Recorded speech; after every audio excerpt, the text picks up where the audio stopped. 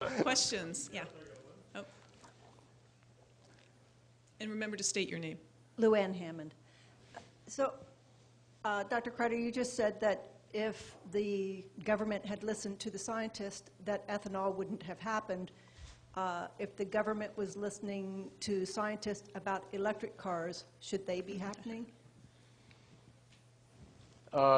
Well, electric cars, from my point of view, let's stay with the life cycle stuff, don't make any sense.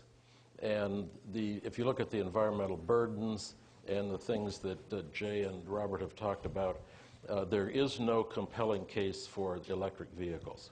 You can't make it scientifically. Now, politically, that's a different story. But we've gone down that politically driven road often enough that we need to try something new. I believe there is an argument to be had about not wanting to give as much of our financial support to the regions of the world where we get a lot of our oil. I'm not sure how much that really matters in the over-globalization that or the deep globalization that we're experiencing right now, but that's an argument that could be, I'm not so sure. Someone can make that argument, I would say that. The other point, too, about natural gas along these same lines is that I believe the United States holds about 5, maybe 6% of the world natural reserves of natural gas, whereas Qatar and some other countries in the Middle East hold a tremendous amount of natural gas. And it's unclear how much we'd have to import to support a lot of these natural gas fuel suggestions that we're looking at. I'm just not so sure what that looks like. Maybe you guys can comment on that, too. The guy that knows is right back there. Well, I'm very bullish on natural gas. To what extent the CNG market and the NGV market can make a significant difference, I'm less certain. But if in displacing coal in the power generation market, I think that there's a bright future for natural gas and the shale gas revolution. And I've been in the oil field. From everything that I can tell, it's real. Okay. My thoughts? All electric cars are the next big thing, and they always will be. Yeah, great. Yes, John Odell with Edmunds.com. A lot of us who write about this as lay people trying to understand and bring your messages to the people have taken a position for many years that we need to be energy neutral and solution neutral. Let's do something. Are we at a stage, and listening to everybody, and this is for all the panelists that are still here, not just you three, are we at a stage now where we really need to pick a winner? There's no perfect answer. All we've done all day long is hear what's wrong with everything and why nothing is going to work quite the way we want it to work. Do we keep throwing all of our money and all of our efforts at everything in hopes something will stick on the wall, or do we need to pick something and go with it? Let me respond, John. Thanks for your question.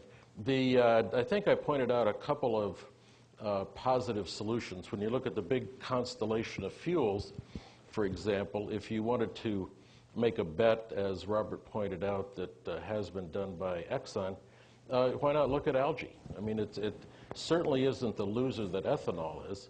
And so I was trying to give at least an indication of what was positive there, as well as with the vehicles. In other words, I had a list of 7 different realizations of drivetrains, and one of them actually stood out as better than the others. So at least we ought to be looking at that a little bit more seriously. And secondly, I don't think we need a solution. I don't think it makes sense to have somebody driving around Manhattan in a car that's designed to go across Montana at 100 miles an hour. So I don't think we need a solution. And in fact, today we don't have a solution in our present fleet.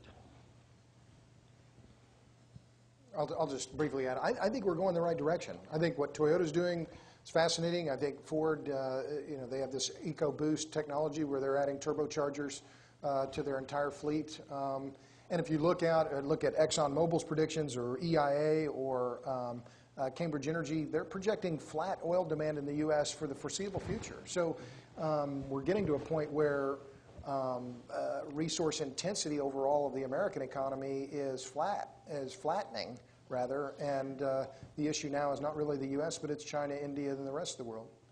Yeah, I'd like to see more diesel in this country too. I think there's for some reason, well, there are known reasons, but Europe has very quickly adopted diesel technology in the past 5 years, and we have not. And I'd like to see it. I think that would dramatically increase our efficiency. Actually, would the rest of you speak a little bit to diesel and hybrid diesel? We talked about that a bit on the phone. I agree. I think diesel's I mean, it can be considered an alternative fuel. It's ubiquitous on a MMBTU basis. It's still cheaper than gasoline. We've just adopted ultra-low sulfur diesel. I was in Paris a year ago and saw a Toyota station wagon. In fact, I mentioned it to the Toyota guys. I said, why can't I buy that car in the U.S.? Right. It's a beautiful, beautiful station wagon, the kind of car I could see myself driving, but can't buy it here. Mr. Reiner, would you like to weigh in? Where our refining policy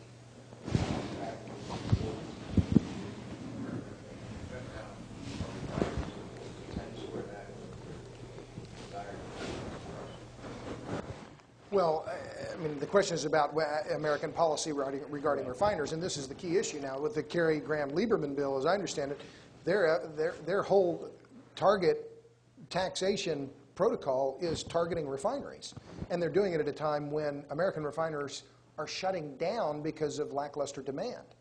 But we're not short of diesel, and so I think that still, despite the upheaval in the refining market, remember 5 years ago, oh, we don't have enough refining capacity. And Bush was saying, let's build them on military bases. Well, now we have too many refineries. And again, I thought one of the compelling messages from this morning was let's make a 20 or 30 mile per gallon, medium duty truck, right? Why not a really efficient diesel medium duty truck? I mean, it's an obvious thing to do. It would make a huge impact. I don't know.